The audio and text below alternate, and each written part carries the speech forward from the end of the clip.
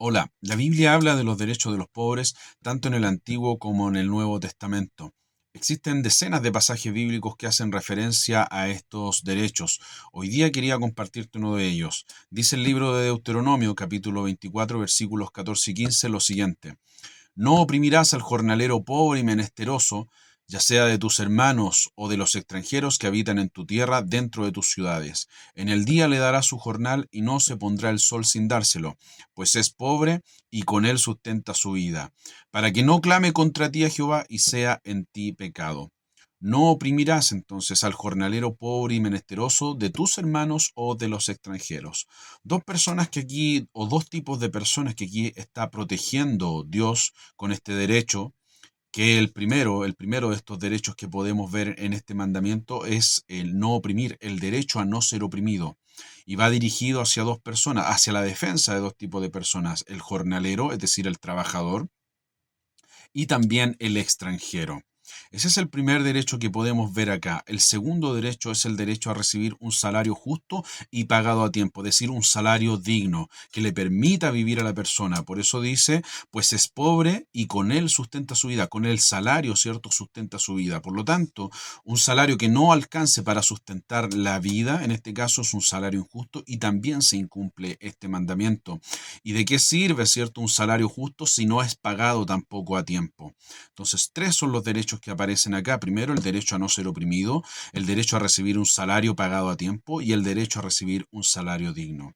La palabra que se ocupa en este pasaje bíblico, que se traduce como opresión, no oprimirás, viene del hebreo achak. Existen cuatro palabras, por lo menos en el hebreo bíblico, que se traducen al español como opresión. La palabra achak quiere decir una opresión tanto literal como también simbólica, en este caso, ¿cierto? Figurativa, e incluso una opresión psicológica. Porque la palabra que aparece aquí, al decir jornalero pobre y menesteroso, jornalero pobre, la palabra aní quiere decir pobre, pero no tan solo monetariamente, materialmente, sino que también alguien que está afligido psicológicamente debido a las circunstancias, es decir, la Biblia no le echa la culpa al pobre por la aflicción que está sufriendo, sino que las circunstancias que le rodean, ¿cierto?, son las culpables de que aquel pobre se sienta oprimido. En este caso, obviamente, ¿cierto?, no podemos culpar al pobre de no recibir el salario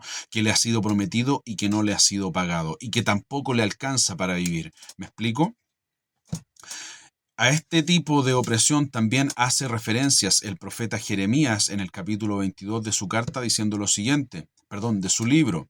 Dice, así ha dicho Jehová, haced juicio y justicia y librad al oprimido de la mano del opresor, y no engañéis ni robéis al extranjero, ni al huérfano, ni a la viuda, ni derraméis sangre inocente en este lugar.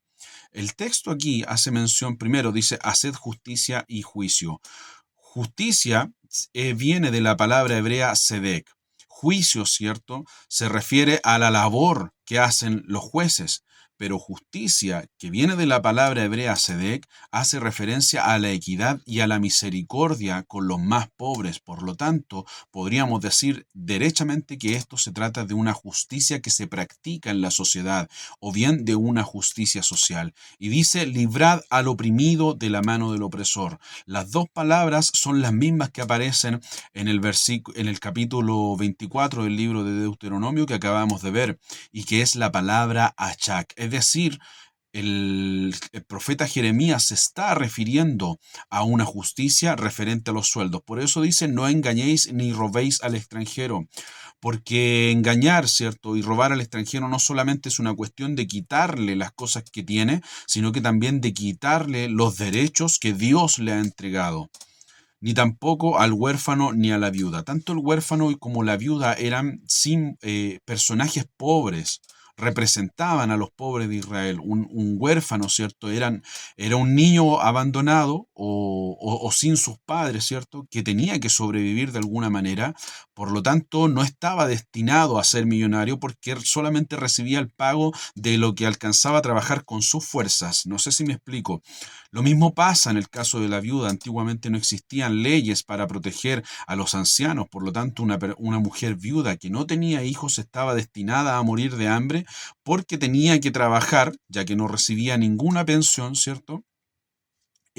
Estaba destinada a trabajar en cuanto sus fuerzas les alcanzaran para ello. Por lo tanto, tanto el huérfano como la viuda y el extranjero son el simbolismo de gente pobre. Más adelante tenemos al profeta Ezequiel en el capítulo 22, versículo 29 de su libro diciendo lo siguiente: el pueblo de la tierra usaba de la opresión y cometía robo.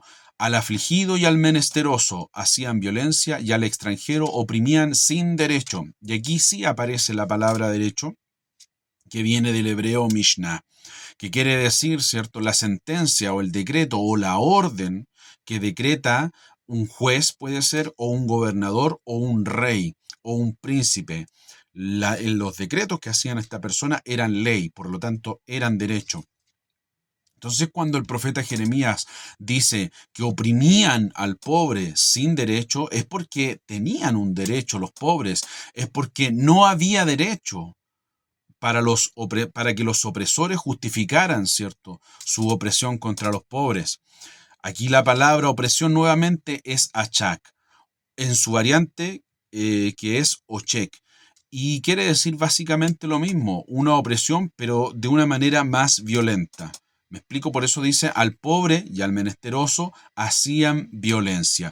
Y aquí la palabra que dice, que se traduce a nuestro idioma como afligido, diciendo, y cometía robo al afligido y al menesteroso, esta palabra afligido también viene del hebreo achak. Es decir, no es una palabra opresión la que se traduce acá, sino que se interpreta como oprimido. ¿Me explico? Que también quiere decir afligido. Por lo tanto, está hablando de una opresión monetaria, por decirlo de alguna manera. Todas estas ideas pasan, como les decía, al Nuevo Testamento, y es el apóstol Santiago quien evidencia de manera más clara, diciendo que en su tiempo pasaba exactamente lo mismo, tal como lo decía, ¿cierto?, el mandamiento del libro de Deuteronomio, en donde decía que no había que oprimir a los pobres para que los pobres no clamaran a Dios, ¿cierto? Porque si clamaban a Dios por esta opresión, entonces iba a ser pecado para los opresores.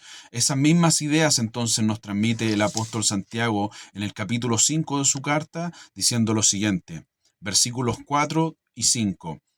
Dice, he aquí clama el jornal de los obreros, que no han cosechado vuestras tierras, el cual por engaño no les ha sido pagado por vosotros, y los clamores de los que habían cegado, han entrado en los oídos del Señor de los ejércitos. Habéis vivido deleites sobre la tierra, habéis sido disolutos y habéis engordado vuestros corazones como en el día de la matanza. Pero también habéis condenado y dado muerte al justo, y él no os hace resistencia. Imagínate qué fuerte esto, hablar de resistencia.